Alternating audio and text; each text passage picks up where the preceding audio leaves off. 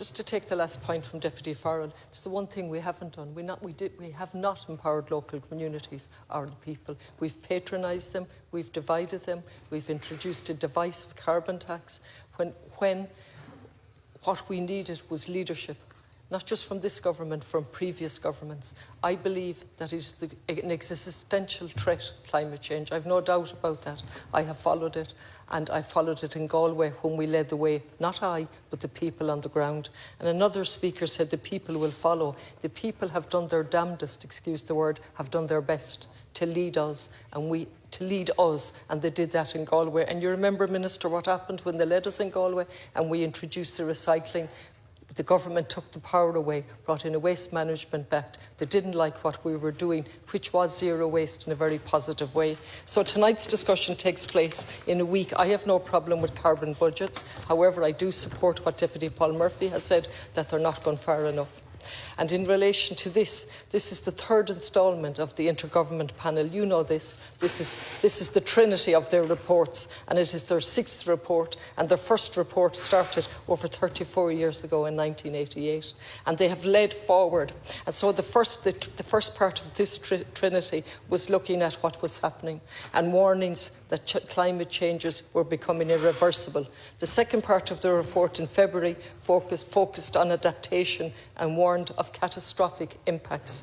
And the third one this week focused on mitigation. And as has been quoted already, without immediate and deep carbon emission reductions across all sectors, limiting global warming to 1.5 degrees, it's beyond reach.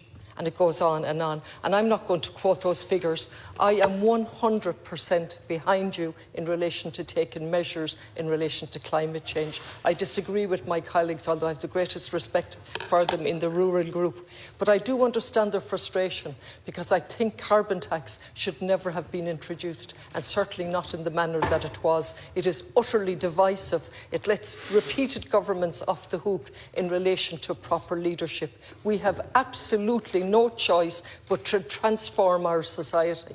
Absolutely transformative action is needed, and urgently, otherwise we're finished.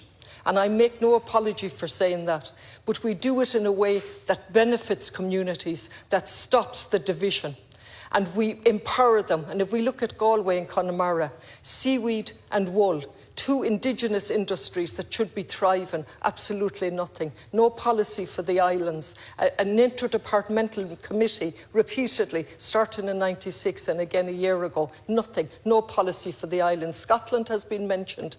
Has a policy for the islands underpinned by legislation, and the population is increasing. Not happening in Ireland. Seaweed and wool, absolute huge potential for rural areas, nothing happening. In relation to Galway City, we've begged, implored and done everything possible to say, please carry out a feasibility study for light rail so that we can have a green, lean city, so that we can channel the energy and the opportunities that's coming from the transformation. Instead of that, we're going down a cul-de-sac of an outer bypass that's going nowhere and going to put more traffic on the road. And we keep doing this, and we keep dividing people from each other, as opposed to say, how can we face this challenge together? How can we, like with neutrality, how will we use our voices to say, this is the way forward, we will show you and we will be together with that, rather than the divisive nature of it. And let's stick with Galway, Minister, as you can rub your head, and I rub my head all the time. I'm surprised I still have hair, because I'm so utterly frustrated at what happened in Galway over 22 years this year, and the people led us with recycling, with light rail. They signed 24,000 signed a petition. Please, we want a sustainable way of running our city. Please lift the traffic off the road. Please bring in park and ride. We put it into the city development plan in 2005. The management told us repeatedly it's too early to run it out, and we have traffic congestion in Galway. No city development, no master plan for the common good. And Minister, you're now the Minister, and I've brought it to your attention, and I realise that you can't do it on your own. But the voice has to be raised to say, don't keep doing this. This is completely hypocritical against the climate action and against the policies that are supposedly sustainable. That's not what's happening on the ground. I won't go over my time. Thank you. Deputy Las Concorda, you're right to voice frustration about the lack of progress in Galway over the years. I hope the Circular Economy Bill, which has gone through report second stage and comes back to the Dáil at committee stage next month, can be the answer to that anguish I heard you speak about the need to develop recycling and to need to develop the likes of wool and seaweed and other materials which will help us create a circular economy here. I believe that legislation is actually fully progressive and in line with the sort of recycling ambition and vision that you have.